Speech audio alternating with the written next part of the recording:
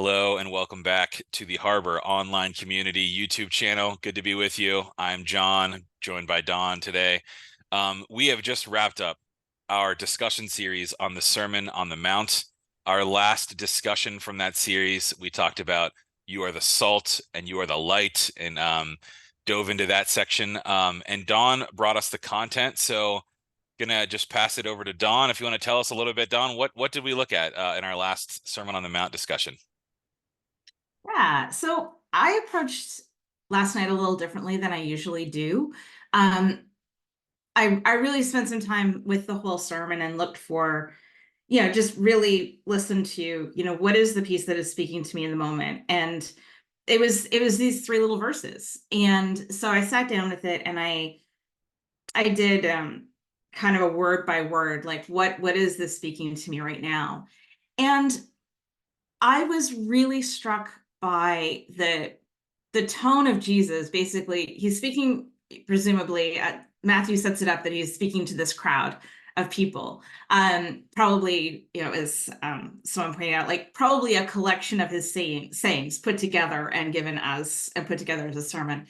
But presumably, he's speaking to this group of people and saying, all y'all, which we translate to you, but still very much feeling the, like, dear reader, dear listener, you are the salt of the earth. And I was like, wow, what does that mean? So I explored that a little bit and found some texts that talked about, like,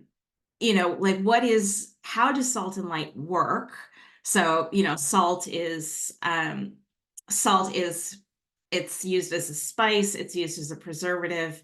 When you um when you use it in a recipe, it's there to enhance other flavors. It's the only thing that you use to bring out other flavor. Like everything else is used to blend with flavors, but salt draws flavor out. And of course, it preserves, and it's used in rituals as well. And then, of course, light. You don't need much of it to make a difference, right? So I was struck by that, and so we talked about that a bit. And then that the other piece is that salt is just salt. Like my husband's a chemist, and so you ask him, how does salt lose the saltiness, and he will say it can't, because salt is just salt, and it will always taste salty. Even if you dilute it, you have to actually change its molecular structure for it to cease being salty. So he so and same with light. I mean, you can't, light just exists. And so talking about us being salt and light as inherent to our essence, to who we are created to be, and that it it's not that it's our job to be salt. It's not that it's our job to go and try and make things better in the world, although that is our job and we should be compelled to do that. And we don't have to be the brightest shining light in the room, which some people can feel a lot of pressure about that and really not want to be the brightest, shiniest light in the room.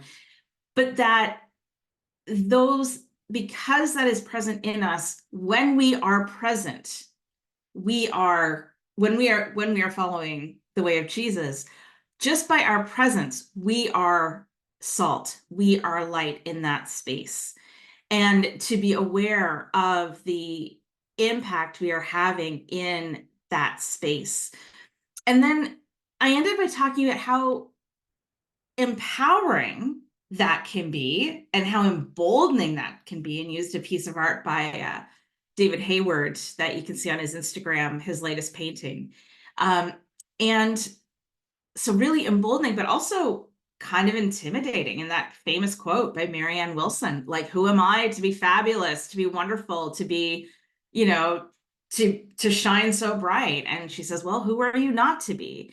And that we think we don't deserve, or, that we are not worthy, we are not really good enough to be as fabulous as we wish we were. And she's like, actually, you are that fabulous. So yeah, we took that into our discussion groups and had some conversation about how that resonated with each other.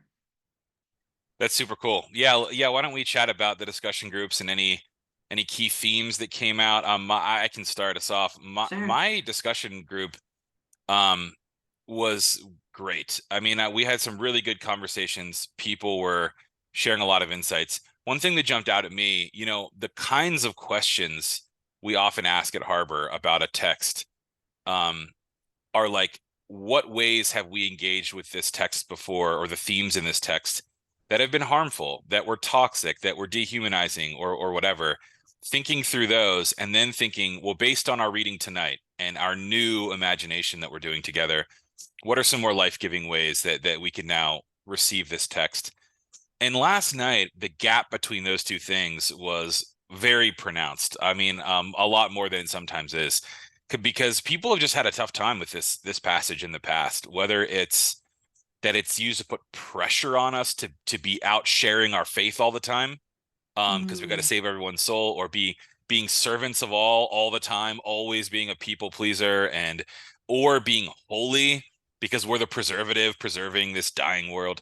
And so all of these somewhat sort of laden, difficult readings, and then just to look at the David Hayward art, to read some of the quotes we read, and to just think like it's intrinsic to who we are, like light and flavor and preservation. Like when we are our true selves, when we move toward our true selves and then let that shine out to other people, it actually makes the world a better place for them.